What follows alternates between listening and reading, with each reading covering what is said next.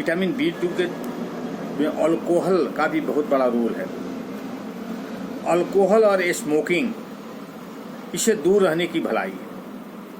ऐसा देखा जाता है कि इन दोनों चीज़ों की लत की वजह से विटामिन 12 का अवशोषण काफ़ी धीमा हो जाता है।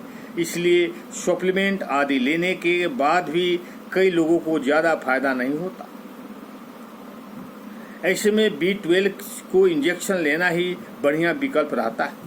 अल्कोहल की वजह से एलिस्टिस सेंटर IF पर अवसर पड़ता है, जिससे विटामिन का अवशोषण कम हो जाता है। यही स्मोकिंग की वजह से भी इसके अवशोषण का सीधा अवसर पड़ता है। इसके बाद गैस की दवा। आमतौर पर पेशेंट को दवा के साथ साथ बाकी लोग पेट के गैस कम बने इसलिए एसाइटिक्स दवा खाते हैं। इससे गैस कम तो हो जाती है, लेकिन नुकसान भी होता है।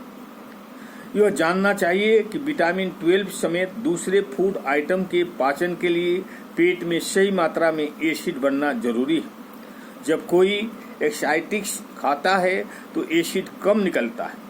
अगर इस दौरान B12 का सप्लीमेंट या B12 वाला खाना लिया है तो स्वाभाविक है कि शरीर को सही मात्रा में वह विटामिन नहीं मिल सकेगा। इसलिए जरूरी है कि एसेटिक लेने के कम से कम 2 घंटे पहले या फिर 2 घंटे बाद में इसका सेवन करें। इसके चीज़ों को न खाएं। विटामिन C सप्लीमेंट या संतरा, नींबू पानी आदि जूस के साथ, इससे भी विटामिन कम मात्रा में जब्त होता है। इसके अलावा एंटीबायोटिक्स के साथ भी इसे लेने से बचना चाहिए। इसके बाद लैक्टोज इंटरेक्शंस। लैक्टोज दूध से मिलने वाला ग्लूकोज कार्बोहाइड्रेट है। इस लोगों को लैक्टोज यानी दूध और दूध से बने उत्पादन जैसे दही, पनीर आदि को पचाने में परेशानी होती है, क्योंकि इसे लोगों में लैक्टोज एंजाइम कम होता है या नहीं होता। लैक्टोज एंजाइम लैक्टोज को बचाने का काम करता है। किसी शख्स में लैक्टोज एंजाइम की कमी से कई लक्षण हो सकते हैं, जैसे दूध या दूध से बने उत्पादन खाने के बाद उस शख्स के पेट में गैस बनने लगती है और पेट फूल जाता है। इसे लूज मोशन या उल्टी हो सकती है, पेट में मुड़मुड़ हो सकती है आदि। इन परेशानियों को वजह से वो शख्स डेयरी प्रोडक्ट खाना बंद कर देता है। इसमें दही, छाछ सभी शामिल होते हैं। इस तरह डेयरी प्रोडक्ट से मिलने वाला B12 का रास्ता बंद हो जाता है। वहीं अगर कोई नॉनवेज भी न खाता हो तो B12 की कमी होना स्वाभाविक है।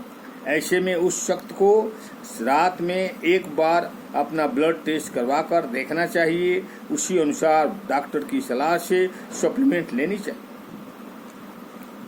इसके बाद लाइफ स्टाइल। अगर लाइफ स्टाइल सही नहीं है, यानी हम 6 से 8 घंटे की गहरी नींद नहीं लेंगे, फिजिकल एक्टिविटीज नहीं करेंगे, स्ट्रेस में रहेंगे, तो इसका अवसर हमारे पाचन और शरीर के जब्त करने की क्षमता पर सीधा पड़ता है। इसलिए अच्छी नींद के लिए हर दिन 30 से 40 मिनट का ब्रिक वॉक्स, स्ट्रेंथ एक्सरसाइज जरूर करना चाहिए। ओम शांति, ओम शांति। अच्छा लगे तो लाइक करें और सब्सक्राइब करें।